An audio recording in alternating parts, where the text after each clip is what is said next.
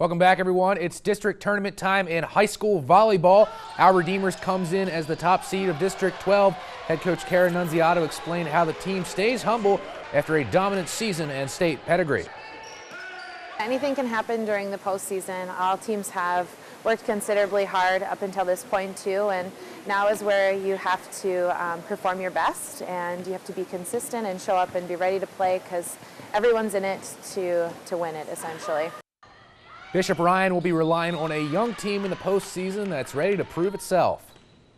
The big thing for us is, that we are young and they are so determined right now. They feel that, they've come so far and they want to prove something. We've come a long way from the beginning of the season, so I think that makes us a little difficult to play against because we're not how we were. So we're definitely stronger and we can surprise teams.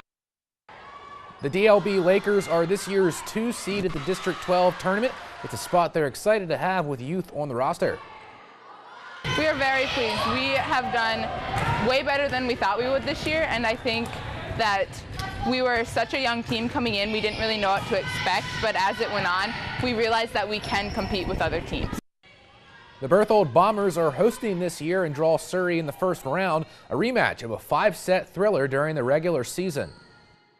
Surrey will definitely be ready to play. They always have crazy good defense. They're so scrappy. They pick up almost everything, and we're going to be ready to pick up their hits and return just as hard. On the other side, a Mustangs upset would put them in the driver's seat to a region berth, a place the team is ready to get back to. When we played them in season, we lost 2-3, so I think we definitely have a chance, but just to get that upper hand and go into regionals right away, or get a better chance to go into regionals right away would be great since we haven't been there in a while. Elsewhere, the Velva Aggies are focused on not leaving any points on the court throughout the District 11 tournament.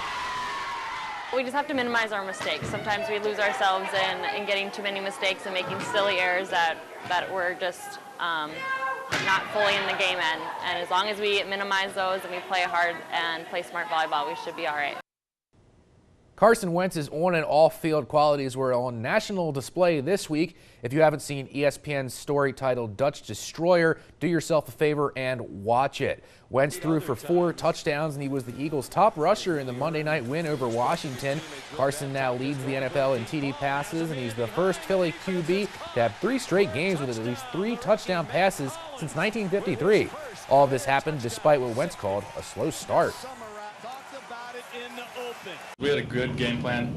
They just did some things early that got to us, and we just knew we just had to weather the storm, keep our poise, and we knew the plays would be they'd be there, and we kind of just started clicking. So again, we just knew we had to just weather that storm, stay together, and we made the plays.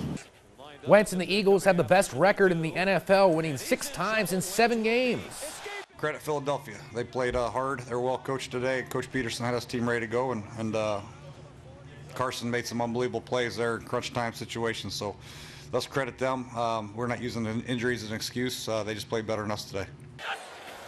The Eagles host winless San Francisco on Sunday afternoon. That's all we have in sports. We'll be right back.